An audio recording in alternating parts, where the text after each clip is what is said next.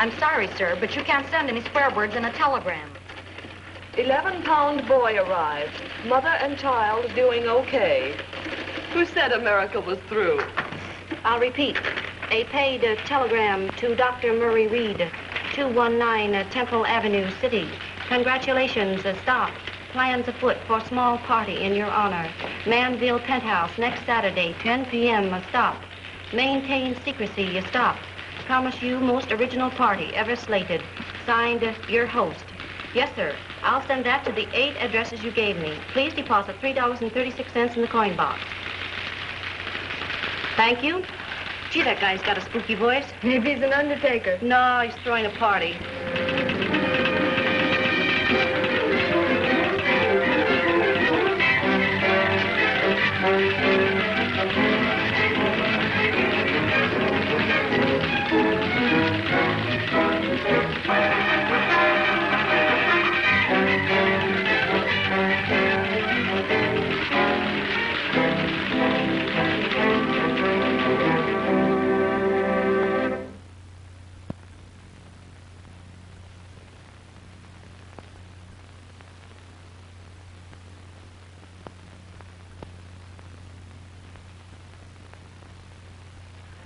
No answer.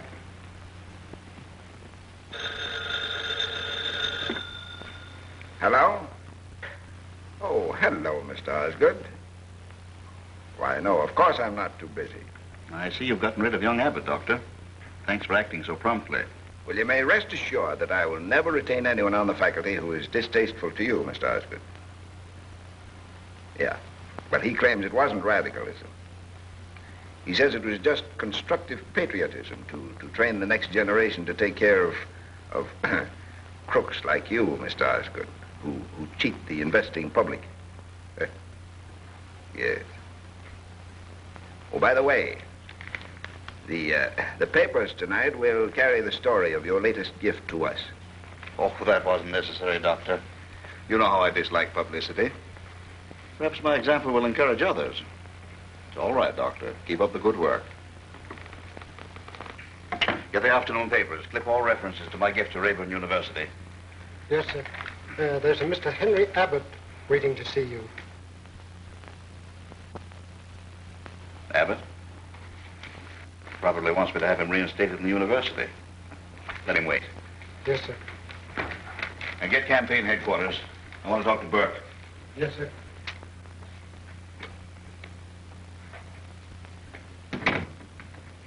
Mr. Abbott.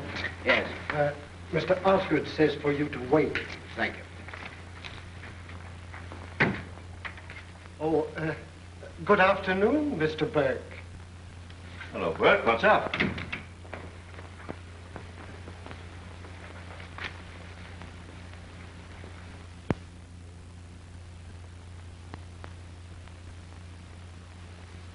Is this true? 30 years ago, when I was a boy. Why didn't you tell me? You know what you've done? You've handed the mayor's chair to Tim Cronin's man on a platter. For 30 years I've been straight. There hasn't been a whisper. How did they find out? That woman lawyer of Cronin's. Sylvia Inglesby. Yes, she traced me back every step of the way. My whole career ruined. Your career? What about mine? We've held you up as a stainless character, and you come sniveling in here the day before election and tell me that you're a jailbird. You've let Tim Cronin make me the laughingstock of the whole city. Get out! But I... Get out! Get me Tim Cronin's office. Yes, sir. Mr. Abbott is still waiting, sir. Tell him that Dr. Reed's decision is final. Yes, sir.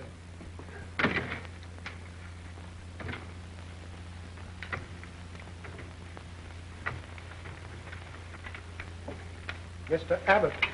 Yes. Mr. Osgood says to tell you that Dr. Reed's decision was final.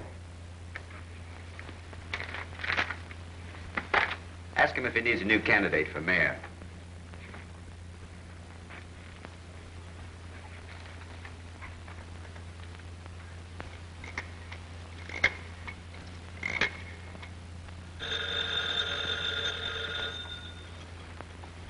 Yes? Mr. Jason Osgood would like to speak to Mr. Timothy Cronin. What do you say? Mr. Cronin is in conference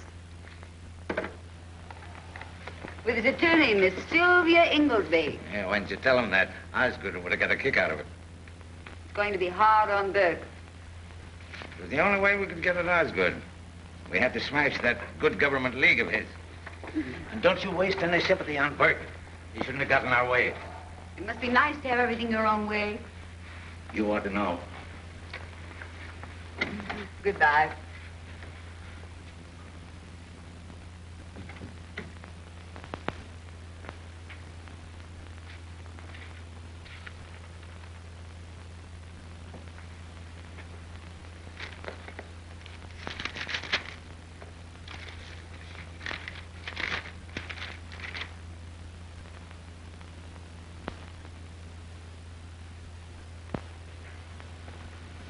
Two lumps, June. You know, Margaret, your party last night settled a problem for me. Really? What was it? About the Cronin girl. She's been everywhere, you know. But I couldn't quite make up my mind about her. Of course, when you left her out, that decided me. Well, I've no doubt she's a very nice girl. But after all, she is the daughter of a corrupt politician. And one must draw the line somewhere. Very grand, madam. Oh, thank you.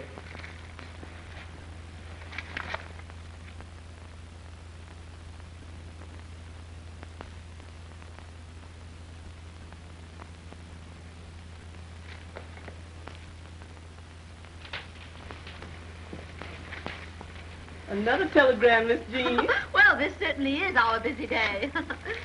In gospel train I'm coming. I hear it just as hey. I hear the car wheels moving and rumbling through the land.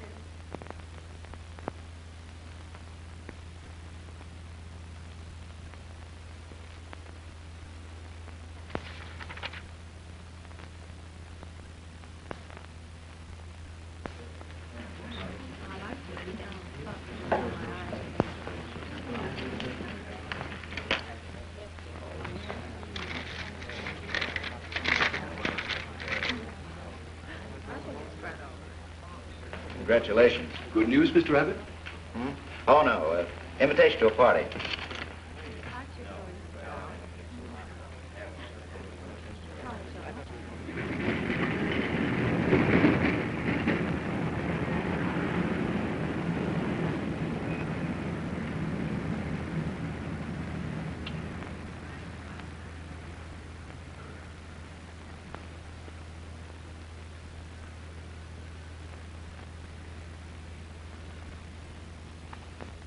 You and I are old friends, Margaret.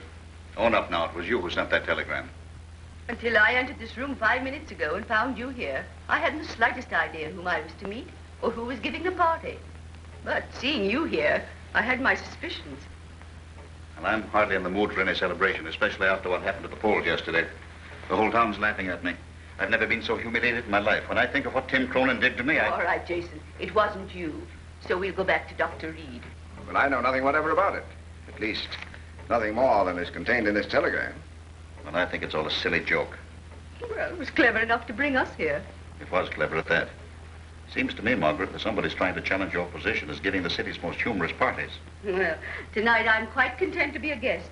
And when our host appears, I'm going to ask him to show me his house. The little I've seen is marvelous. But I don't like it. I don't like it a bit.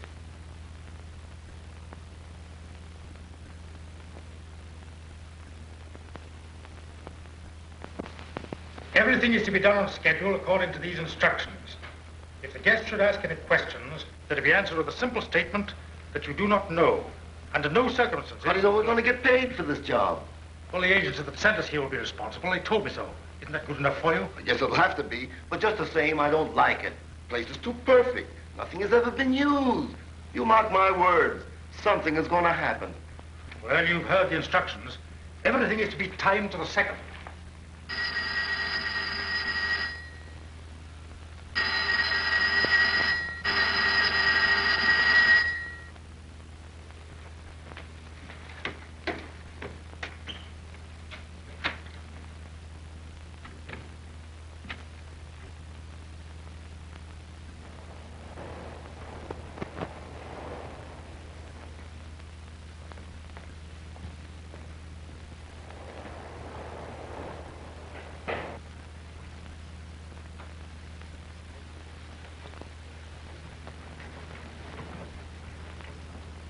Don't think I'm through.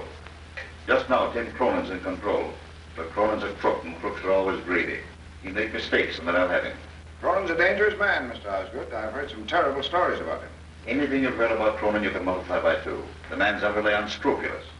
What name shall I say? Well, somebody's got a sense of humor.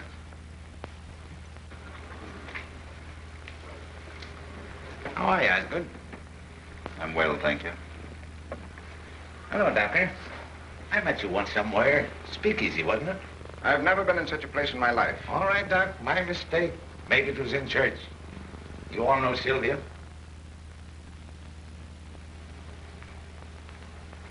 This, I believe, is Mrs. Chisholm. I've heard my daughter speak of you quite recently, in fact. She's a very charming girl. Yeah. I'll tell her you said so.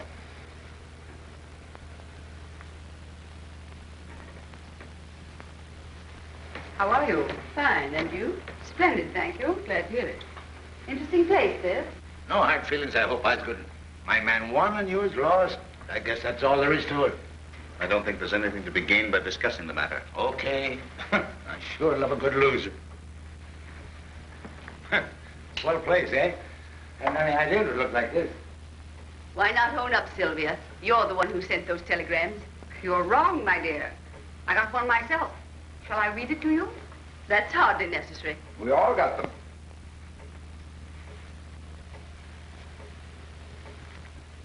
The grandest city in the world. Say, Osgood, you any idea how I feel about that tonight? Maybe you can guess. I think we'd better go. Oh, Doctor. Doctor. Yes? We're leaving. We're not very popular here. What do you want to go for? Why, you only just come. Somebody planned a swell party and now you want to run out on it. Everybody makes whoopee on Saturday night. We've got that much in common anyhow. Good night.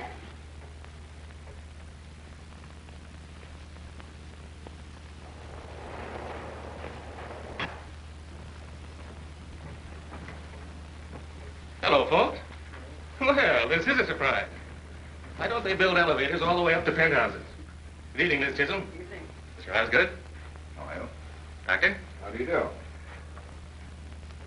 Well, Sylvia. And Cronin.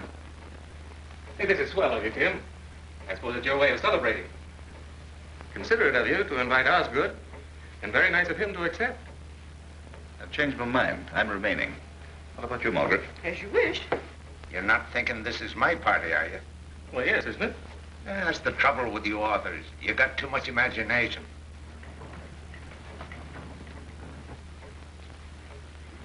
Name, please. Hello, everybody.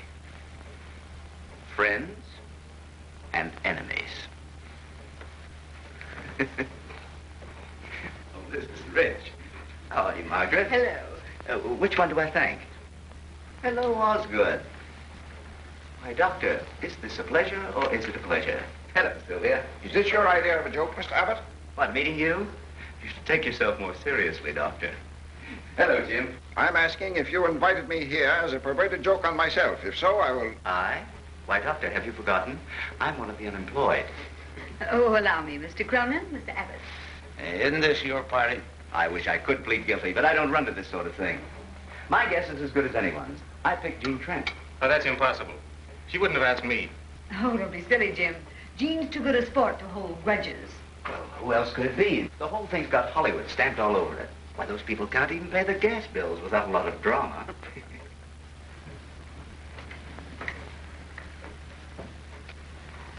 Miss Jean Trent. Hello, Jean. Hello, Henry. There she is. What did I tell you? Thrilled.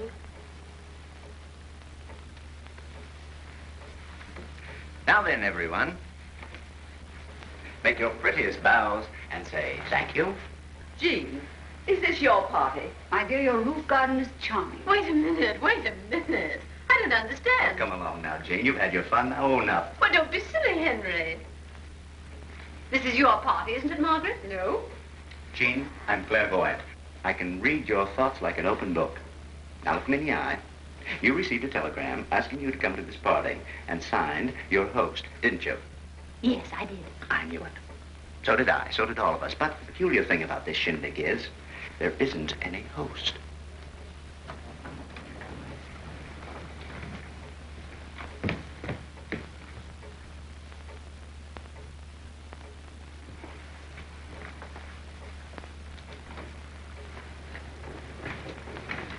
What name did you say, sir?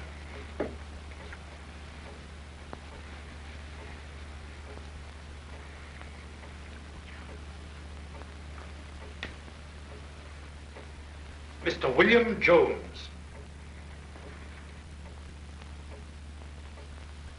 Did you send? Are you our host? Me?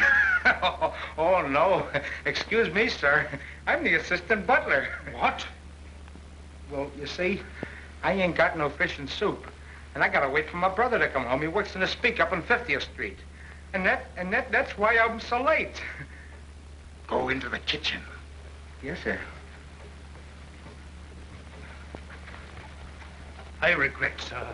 I apologize, sir. All right. What's your name? Hawkins, sir. It would be. Hawkins, we'd like to know something. Who's giving this party? That I cannot tell you, madam. You mean it's a secret? I mean I do not know, sir. I was engaged this afternoon by telephone through the Castildan agency. Typewritten instructions were mailed to me, sir. I was to come here tonight and find everything in readiness for me. How'd you get in? The key also was mailed to me, sir. Your host has planned a very interesting evening, if I may say so, sir. Well, Hawkins, you seem to be as much in the dark as the rest of us. Maybe we'd understand it better if we had a little glass of something. I'll bring the cocktails immediately, sir. If you will pardon me.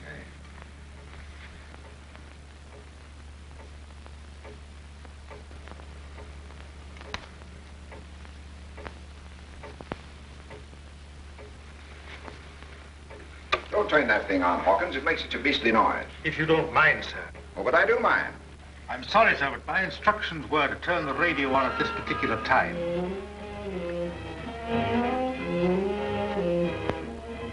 Patience is such a sweet virtue. Don't you think, Doctor?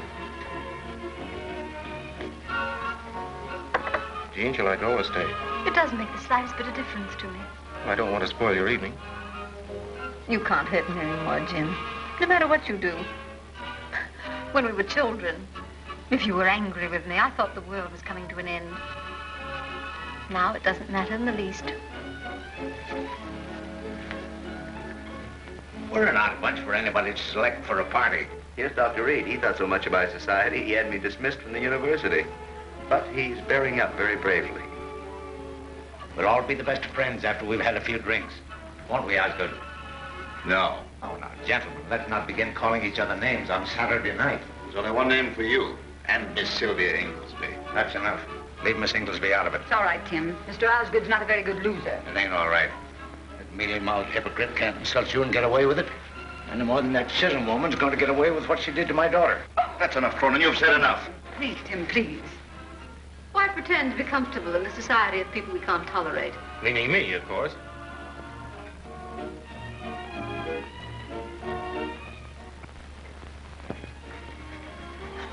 Please.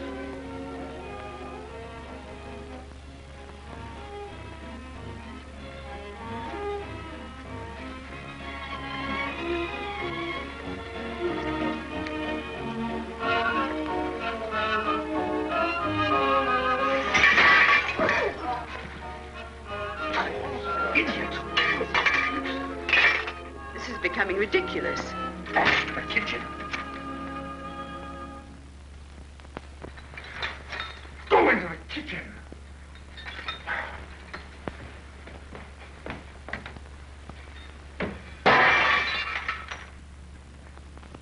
Jason, will you take me home? Certainly.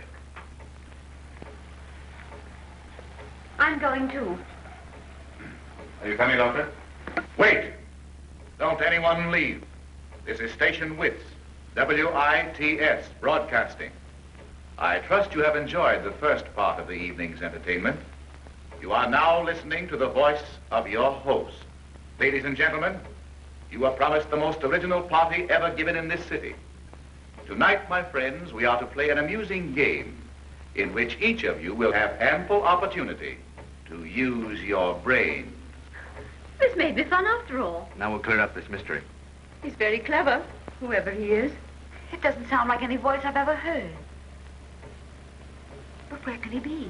Probably sitting in another room with one of those trick microphones hooked up to this thing. I warn you, however, the stakes will be high, for tonight you are commanded to play an absorbing game, a game of death. You have been chosen with care, for only men and women of your exceptional intellectual ability will be worthy opponents. Until dawn, we will play a game of wits, yours against mine. Does he think he can frighten us with this kind of nonsense? Jason, I am frightened. Someone's having a joke. I warn you, it is not a joke. This is the voice of one you know well. One who has planned revenge because of deadly wrong. Give attention to the rules and try to win. He hears us. You will notice the telephone connections have been cut.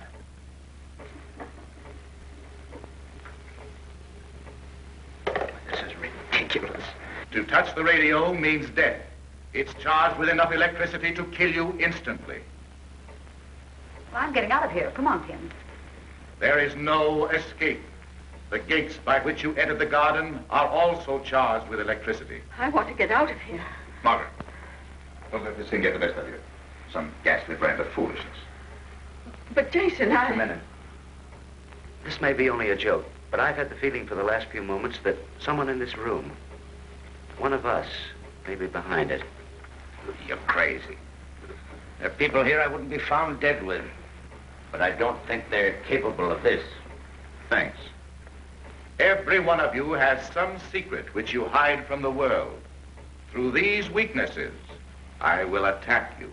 If one of my guests lacks the courage to play the game with me, I have provided a simple means of escape. If you will look on the shelf above the fireplace, you will find a small bottle.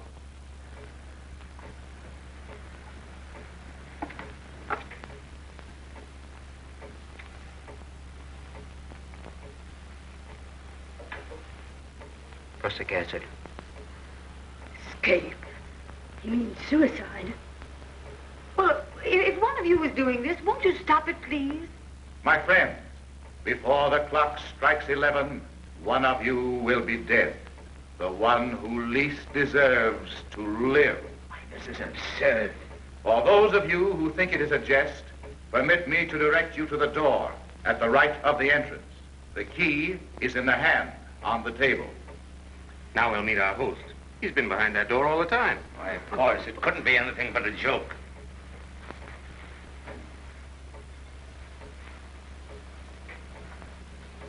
Come on, give him a reception.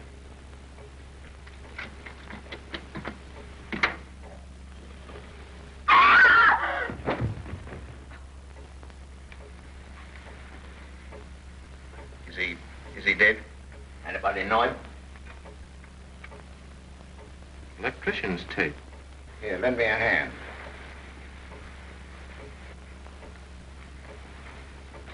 Gene. Gene, come back here. Come back here. Gene, come out. Don't be killed. What?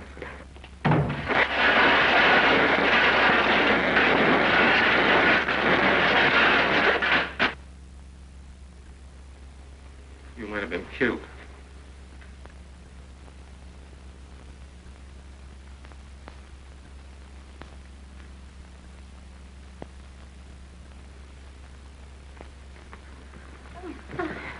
There, dear.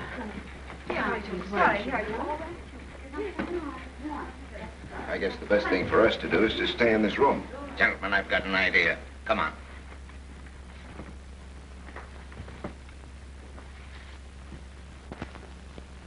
That butler must know something.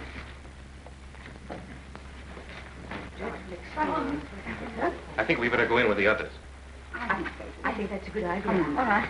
You'll feel better. I'm all right now.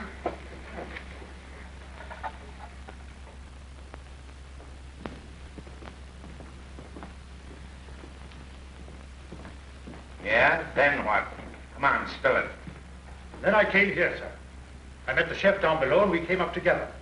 Since then, I've been carrying out my instructions, sir. Ever been here before? No, sir.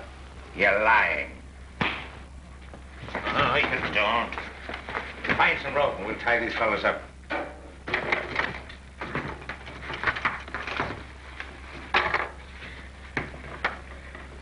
You're out of circulation for a while. Did your instructions tell you what to do now? We've got to find the man who hired them. If we're going to get out of here alive, we've got to find out who's back of this. I suggest we give this place as thorough an examination as we can. As we dare. If you'll allow me, I'll divide you into searching parties. Shoot. Miss Inglesby, you go with Jean and Margaret. Examine the bedrooms thoroughly. Abbott and Cronin take the dining room and the floor beyond. Jim and the doctor can take the garden. What about the living room? I'll go through that myself. Let's go.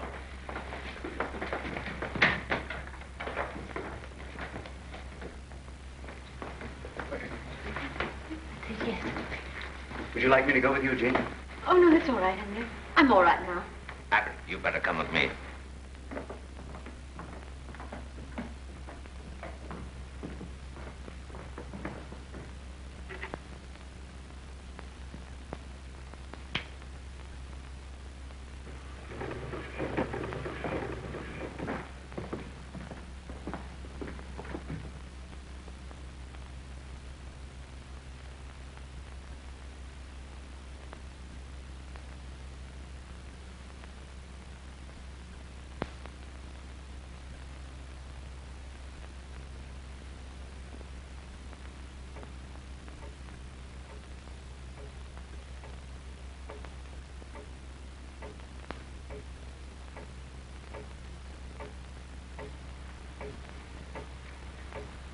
Can you hear me? It's Jason Osgood. There's nobody else in here. You said you were going to kill me. Well, I make it worth your while to let me out of this. Don't you understand? I'm not trying to threaten you. I'm trying to make a bargain. I'll give you $50,000. I won't try to find out who you are. I'll give you $100,000. More than that if you give me time to get it.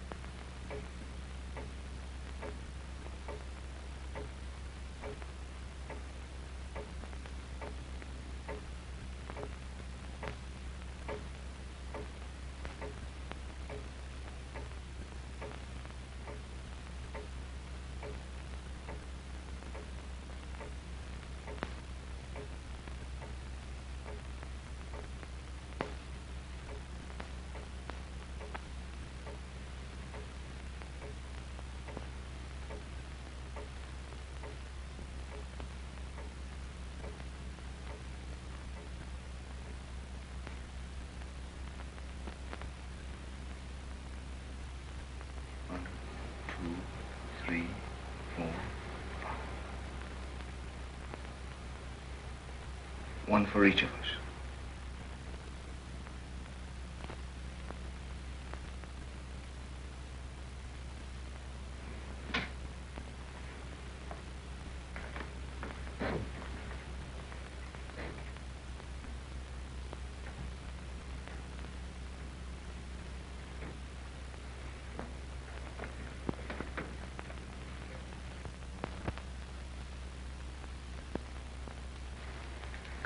Let's get back.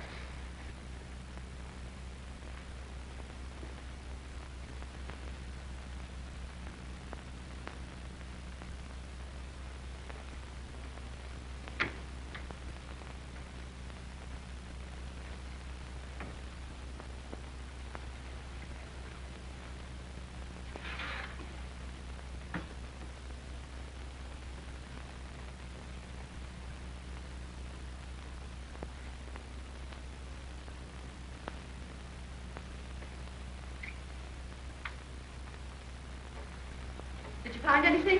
No, did you? No.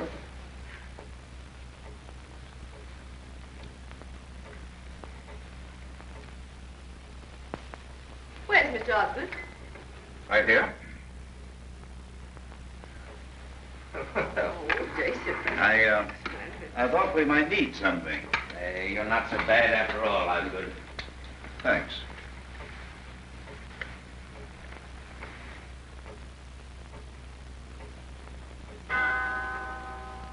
Look, it's 11. We're still all here. And nothing's happened. Then he's failed. Your good health, everyone. Stop. Don't drink. You are about to meet my guest of honor, the 9th guest. The 9th guest? His name is Death. It pleases me greatly, my friends, to tell you Mr. Jason Osgood will be dead in a few seconds.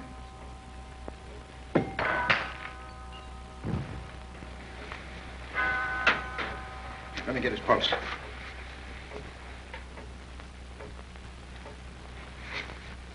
You did this. You're crazy. You wanted him out of the way so you and your crowd could do as you pleased. Now he's gone. You killed him. Why, you fool. Don't do that. You hated him. We all know that. Sure, I hated him. But not enough to kill him. You don't have to stand this kind of talk to him. Please, please, we've got to keep our heads. My friends, none of you is guilty of the death of this man. He was the agent of his own death. The drinks he offered you were poisoned. When he opened the bottle of prussic acid, he cut himself on the poisoned cap. Stop it!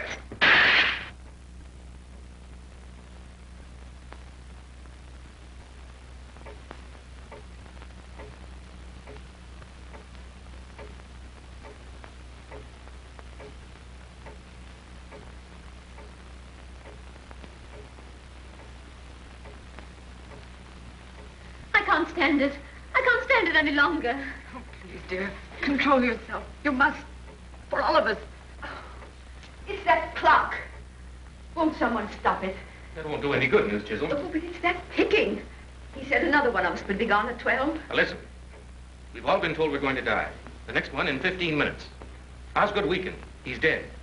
All we've got to do is keep our heads and nothing can happen to us. You want us to sit here like a lot of sheep waiting to be killed? Can't we do anything to fight back? Don't you see that's just what he wants us to do? Suppose we should fight back. What would we be fighting? Shadows. There must be some hiding place. He's here somewhere. Search the apartment. This is not a game of slaughter. It is a game of skill. We're trapped by a maniac. You boasted you had the whole police force in your hands. Can't you do something? What can I do? With the wires cut, how can I reach him? Jim. My friends, this is a game in which you take one side and I the other, with Death as the referee. If I lose, I will appear and die before you all. That butler hasn't heard a word of this. I'm going to take him to the gate and tell him to get out. If he hesitates, we'll know he's in on this. Come on. If he's killed, that's murder. Murder. We're fighting for our lives.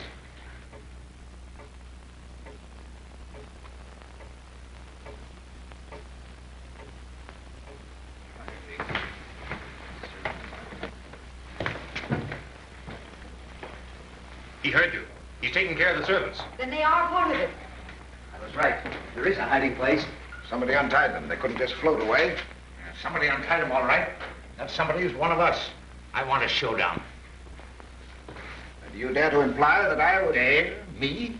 Caught like a rat? You bet I dare. If you're not doing this, one of the others is. Why, you can't talk to decent people that way. Jim, Dr. Reed. Stop it, you hear? You're acting like a couple of caged animals. That's what we are, caged. Can't you realize we've got to stick together? If we don't, we'll all be dead before morning. Get back in that living room. Sit still and don't answer a single challenge the voice offers. I tell you, nothing can happen. Sit still, nothing. I'm going to find those servants. I'm going with you. Well, go ahead. It's your funeral. Well, we'd better keep an eye out.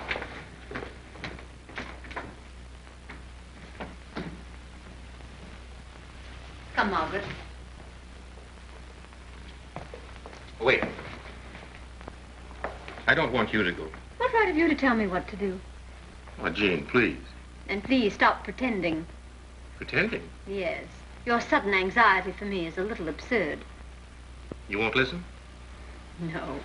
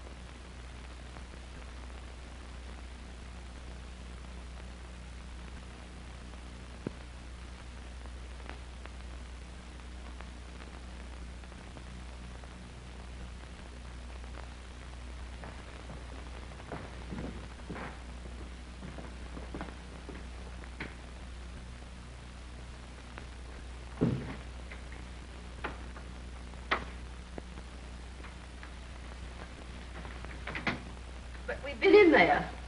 I know, but I want to look again.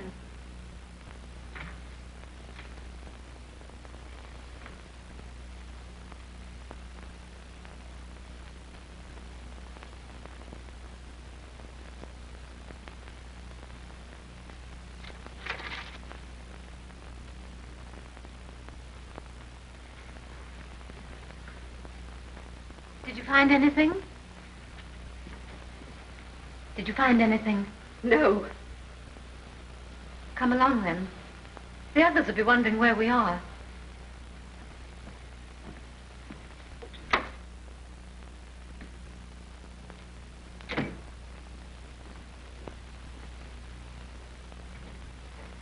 Cigarette?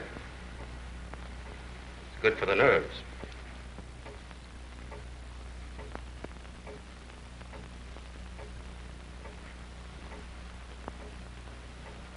No, thanks. I'll smoke my own.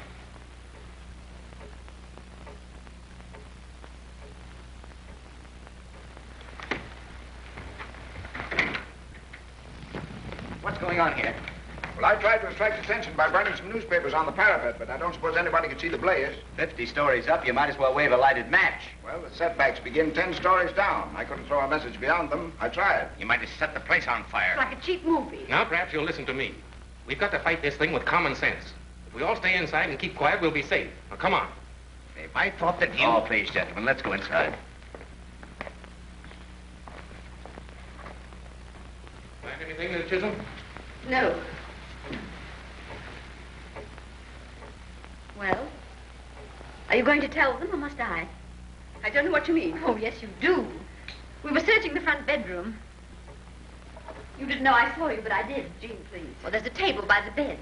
There was nothing on it when we went there first. But when we went back, there was an envelope there. I saw Margaret pick it up and read it. And then she hid it in her dress. Margaret. Margaret, what was it? Let's see that letter. It isn't true. Jean, you're sure? Well, yes, of course. Sylvia, you and Jean take her to another room and search her. You wouldn't dare. Will you let us have that letter?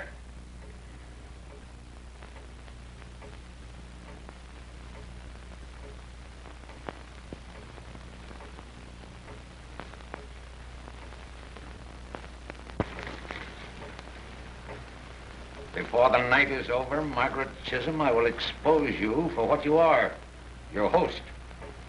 What does it mean? I don't know. I'm as ready to answer for her as for myself. There's no mystery in her life, no secrets. This letter may have something to do with our predicament. You've got to tell us what it means. She'll tell, all right. The time draws near when the second of our company is to leave us. I'm sure you will agree that the second, like the first, is unworthy of such a distinguished company. Before our guest departs, some details of her life may be of interest to you. Her life? I have selected for my next opponent our brilliant society leader, Mrs. Margaret Chisholm. Stop it, stop it.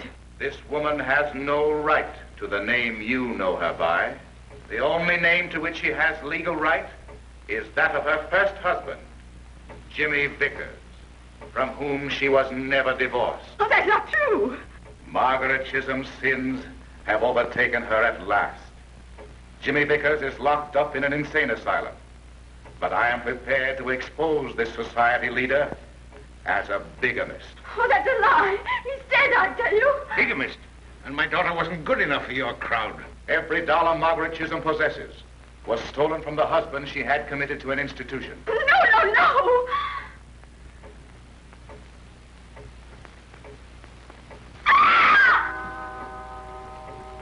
Margaret!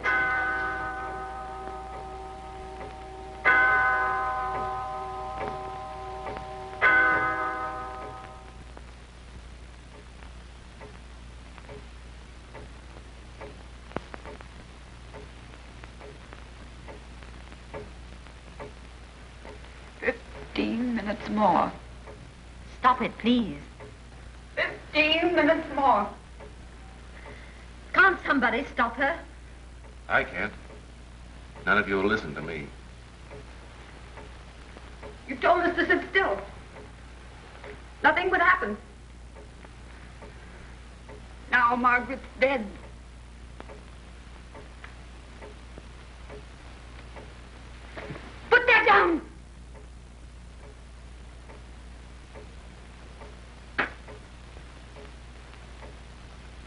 She killed herself.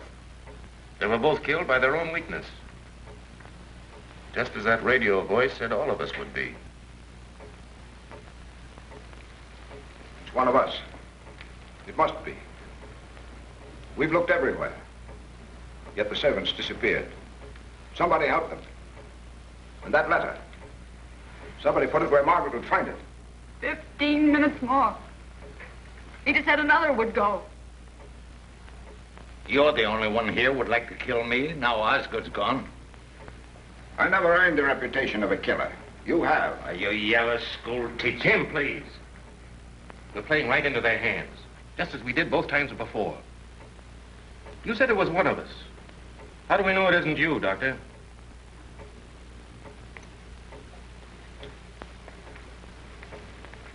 Or you?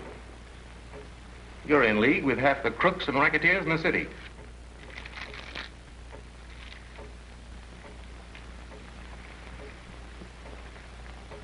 There are 6 of us left. And everyone has something against somebody here. I never harmed anyone.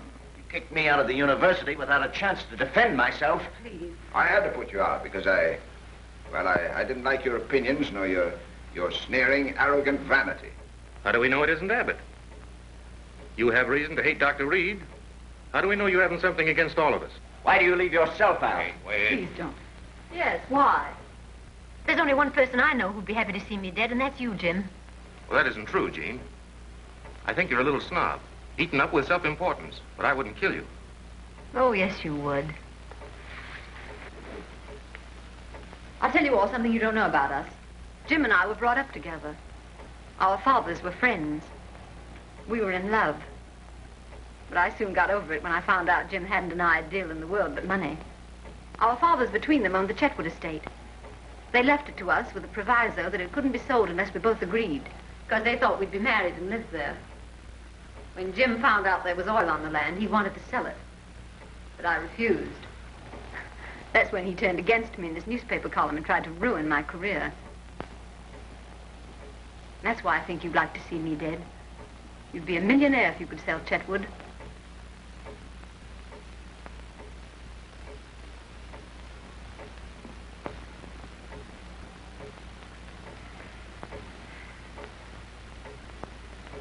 Have you finished? Yes. Jean, I'll tell you the truth. I've loved you ever since you were a little girl. There's never been anyone else. I know you're vain and shallow. But as long as I live, I'll go on loving you. Because I can't help myself.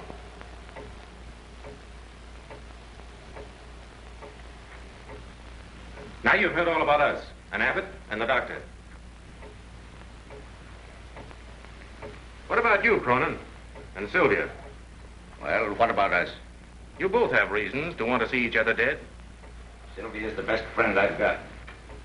Her husband filed suit for divorce yesterday, and she made him withdraw it. How'd you know that? How does a newspaper man know anything? That's plenty of reason for you wanting to get rid of her. Everyone knows you're insanely jealous of her. And she has a much better reason for wanting to see you dead. You left her $250,000 in your will. Ask me how I know that. It's true, isn't it? Yes, it's true. Don't let him frighten you, Tim. But Sylvia wouldn't kill me for that. There are men within a dozen blocks of here who would kill you for much less. Now you've heard the whole works. What's your verdict?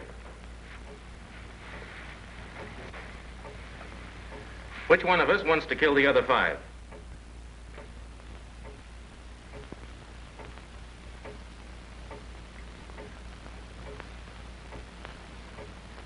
Don't all speak at once.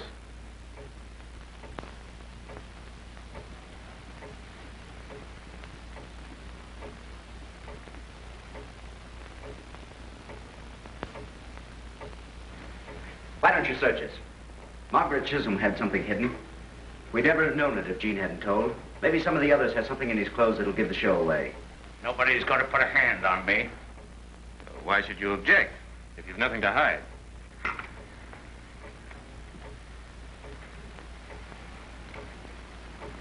Well? Tim, please, Tim. Make you feel any more secure? Here it is. I'll take it. I've got enemies enough. I always carry a gun. Surgeon, take it. You'll be sorry for something. What's this? The radio tube. It was you. Where did that thing come from? This is string-up, that's what it... Let go, do you hear? Let go. Sylvia! Put that gun down! Put it down!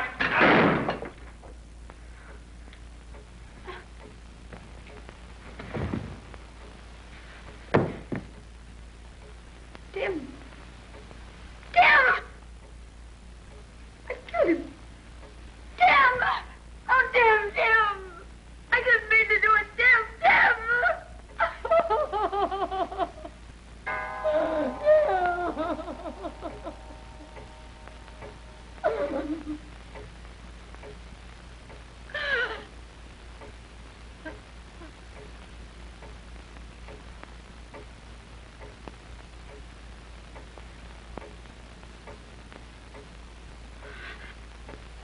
Sylvia! Stop. Sylvia, come back! Sylvia! Sylvia!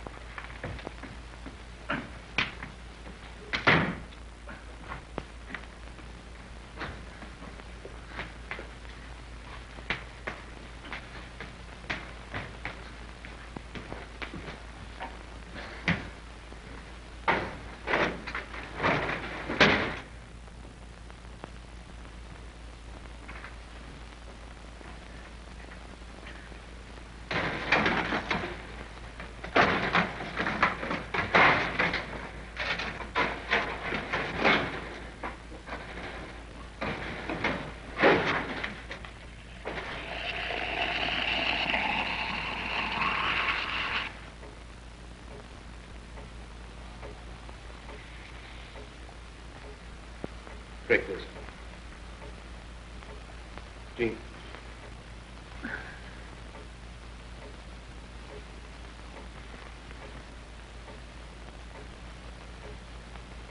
No, Well, Jean, you don't think that I don't know what to think anymore.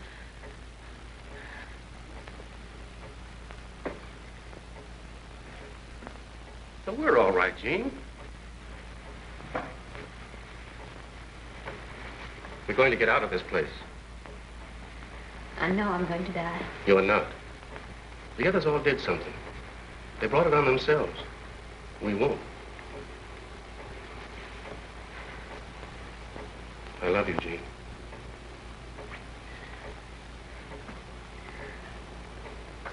You told them all about me. Oh, you shouldn't have done that. You made me feel so cheap and mean. You're not. Oh, yes, I am.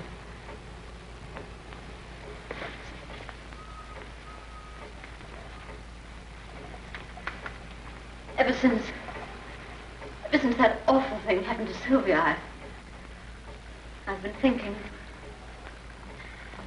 I've been seeing myself as others see me for the first time. As you've seen me. You're adorable. You tried to help a selfish, arrogant girl. And she just thought you were greedy. What difference does that make? You're a success now. Oh, no, I'm not.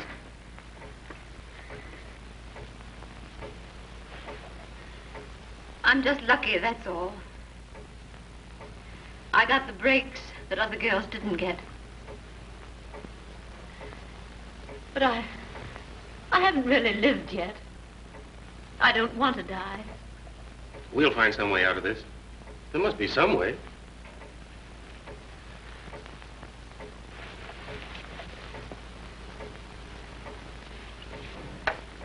Here, drink this. Yes, Jim.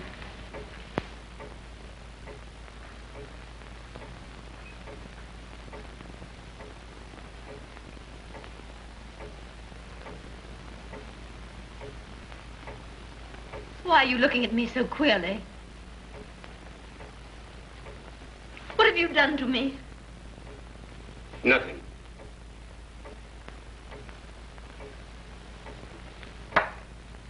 Now you satisfied?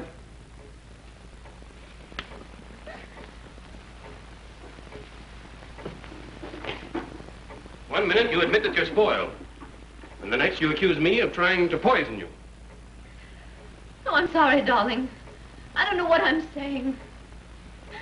Oh, darling, don't let anything happen to me. I want to live. I want you. Oh, Jim, I'm afraid. I'm afraid.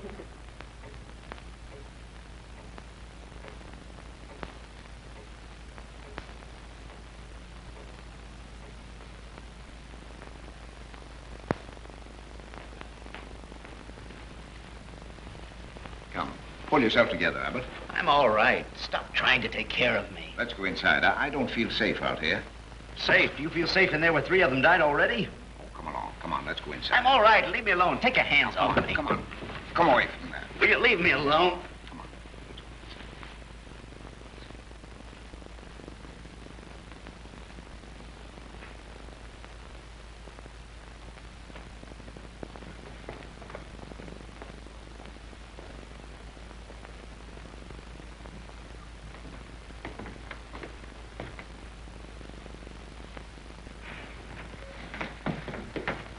What are you doing down there? What are you doing down there? Where have you been?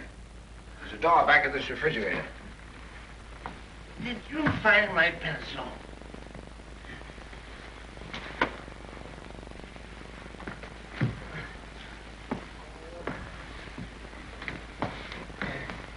I've got it here. Lend me a hand.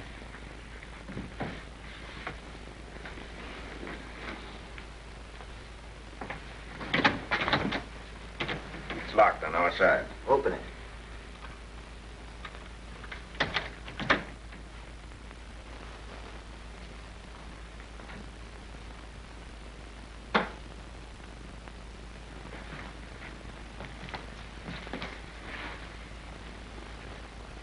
They're drugged. For goodness sake. Oh, my pencil. I found my pencil. What do you know about this? Please. What architecture? Boy, oh boy. Eeny, meeny, miny, mo. I think that was... Oh, he's drunk. Yes, right, mister. He's drunk. Come on, let's get out of here. That's a good idea. Let's get out of here.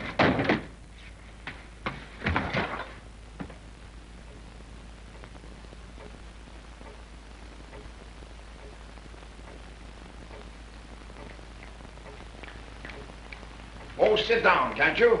There's nothing to be gained by being a coward. You can't talk to me like that. If you're brave, it's because you've got nothing to be afraid of. I think you planned this whole thing yourself. Stop it. Can't you see what you're doing? You're fighting just as the others did before they were killed. Jean's right. It's what I've told you all along. For heaven's sake, keep still.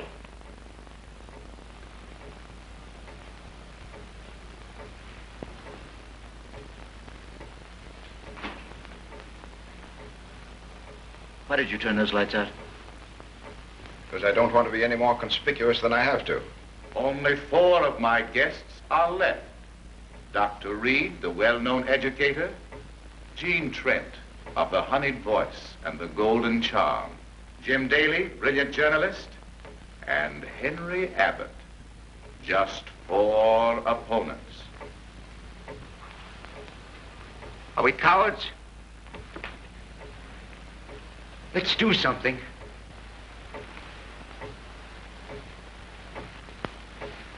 Let's die fighting. My friends, permit me to remind you that there is but one danger in this room. The danger that you may not outwit me. You haven't the courage to fight this through. He hears us. Oh, where is he hidden?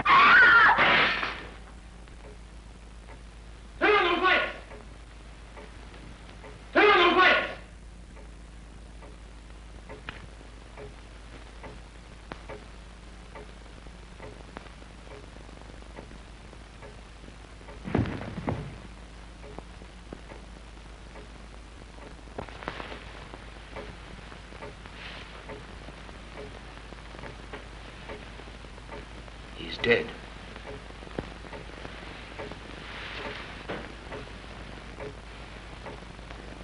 Someone's out on the roof. He fired through this window.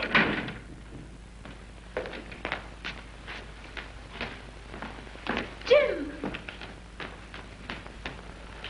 Jean.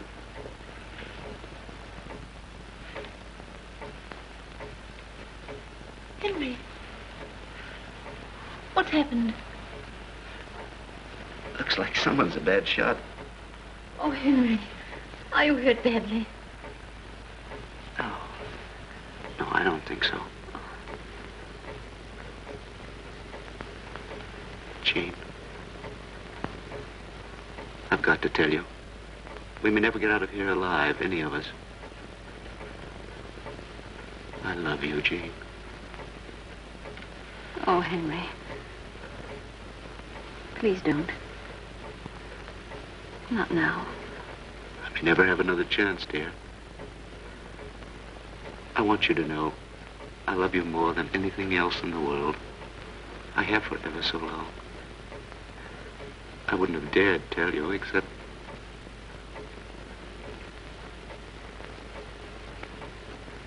It doesn't make any difference whether I love you or not, does it? Oh, Henry, yes, of course.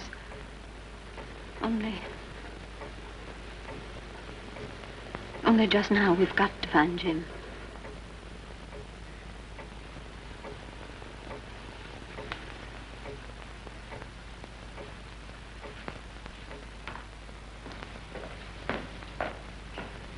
Jim!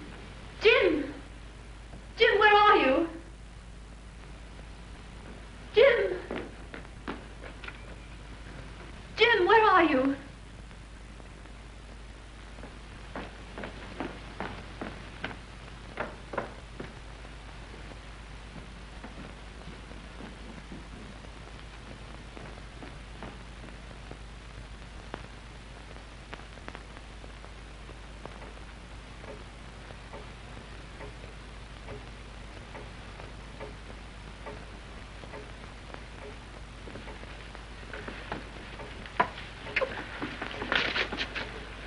What are you doing?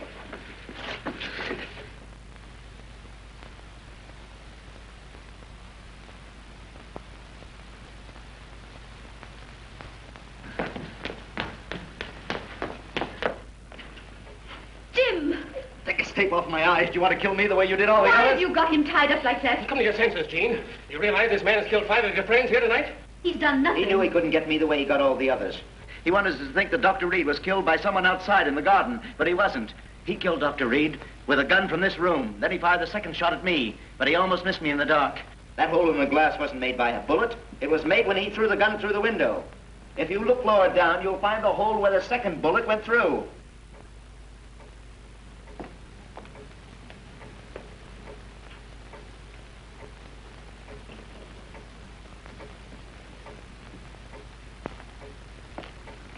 Take that strip off his eyes. Jean, you don't understand. Take that tape off his eyes, quick! Jean, put that gun down. I mean it.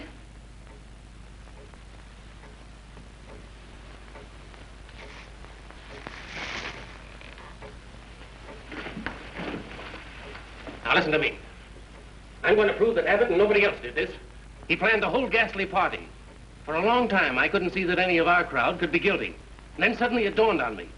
Abbott was the only one in the room that the voice answered directly. It never answered anybody else. Don't you believe him, Gene? Now I know who was in that closet. You introduced me to him months ago. He was a young electrical engineer. You brought him here to wire this place, and then you killed him. He's lying, Gene. Killed him in cold blood, just like you did the others. You killed him to keep your secret. Didn't you? Wait. Don't anyone leave. What is it? This is Station Wits, WITS Broadcasting. I trust you have enjoyed the first part of the evening's entertainment. You are now listening to the voice of your host. Now do you believe me? Abbott sat in his chair every chance he could get tonight. He was in it every time the radio voice started to speak. Listen to another.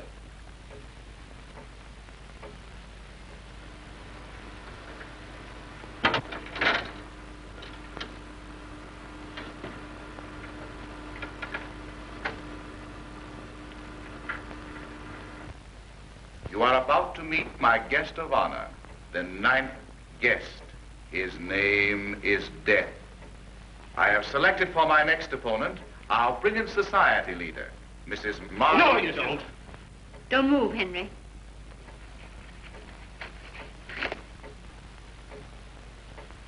A microphone. Now we know why the radio voice could follow our every move. When he couldn't count on those records, he had this.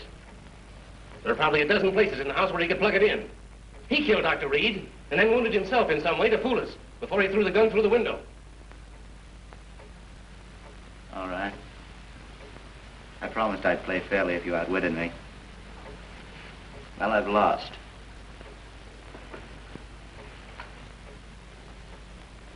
You think I'm mad, don't you?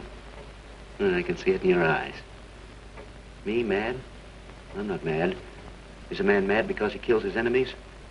I saved every cent for years to get you together like this. I rented this place under an assumed name so I could kill you. What have we done that you should want to murder us? Osgood ruined my father in the market and he shot himself. My mother died in poverty. But I didn't kill Osgood. I didn't have to. I knew he'd do anything to save his own skin. That's why I poisoned the cap of that prussic acid bottle. His own greed killed him. That doesn't account for Margaret and the rest of them. Margaret Chisholm's real husband was my brother, Jimmy Vickers.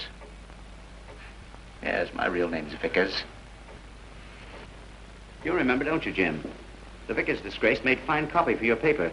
It got you your first real break. Margaret Chisholm bled my brother for every cent and left him to die in an insane asylum. But I didn't kill her either. I didn't have to. I knew she'd take the coward's way out, and she did. Sylvia Inglesby handled Margaret Chisholm's case against my brother, and Cronin pulled political strings to help her do it. He's known for years she was an imposter. But he kept still because he was counting on her to have his daughter socially set. Then why did you struggle with Sylvia over the gun? You tried to save Cronin's life. I struggled to fool the rest of you. But while I struggled, I made Sylvia point that gun at Cronin and kill him. A life for a life. Isn't that what the Bible says?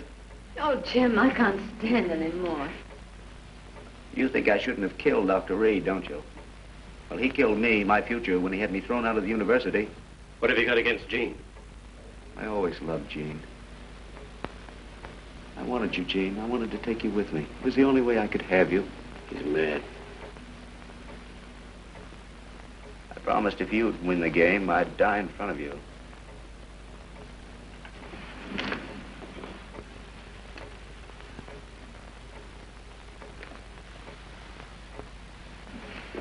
It's your last trick, Abbott.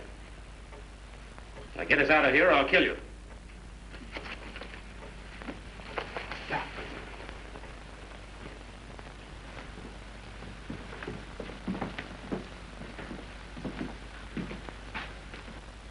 Where's the switch?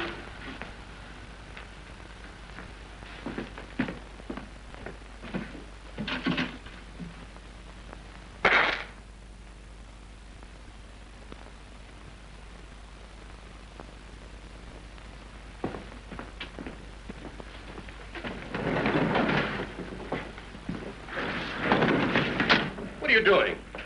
You needn't worry about me. Trials are such messy things.